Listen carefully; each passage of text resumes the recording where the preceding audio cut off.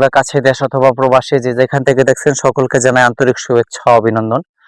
আমি চলে এসেছি ইন্দোনেশিয়ান স্মার্ট নেপিয়ার ঘাসের জমিতে। দর্শক, আপনার আমার ঘাসের জমিতে কি রকম ঘাস হয়েছে তার রিভিউ দেওয়ার জন্য কিন্তু চলে এসেছি।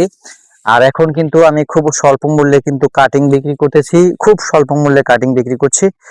3 ভাগের 1 ভাগ মূল্য আপনি চাইলে নিতে পারেন। এখনই সময় কিন্তু আপনার ছোট খামারি বড় খামারে যাই বলেন, ঘাস চাষের সুবর্ণ সুযোগ এই মুহূর্তে। আর এই দেখেন আমি কত সুন্দর কাটিং আমি উৎপন্ন করতে সক্ষম হয়েছি, আলহামদুলিল্লাহ।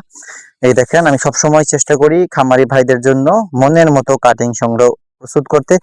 যেহেতু বর্তমানে কম্পিটিশনের যুগ, সারা বাংলাদেশে কাটিং উদ্যোক্তা রয়েছে, চাই সব সময় এগিয়ে থাকতে সবার থেকে।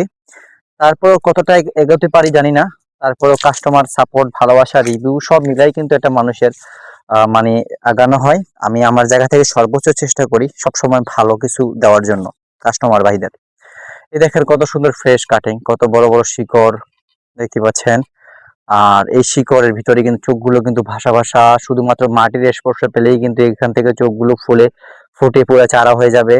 আর প্রত্যেকটা কাটিং থেকে প্রায় আপনার 5 থেকে 6টা গিট দিয়ে থাকি, যেহেতু 5 থেকে 6টায় কিন্তু চারা হয় এক সময়। ওখান থেকে কিন্তু প্রায় 200 থেকে 250 পর্যন্ত চারা হয়ে যায়, যেটাকে এক ছোপা এরকম একটা ঝাড় হয়। সেক্ষেত্রে কিন্তু একটা গবাদি পশুর অনায়াসে এক বেলার খাবার হয়ে যায়। এই ইন্দোনেশিয়ান স্মার্ট নেপিয়ার ঘাসের এটা হচ্ছে অন্যতম বৈশিষ্ট্য।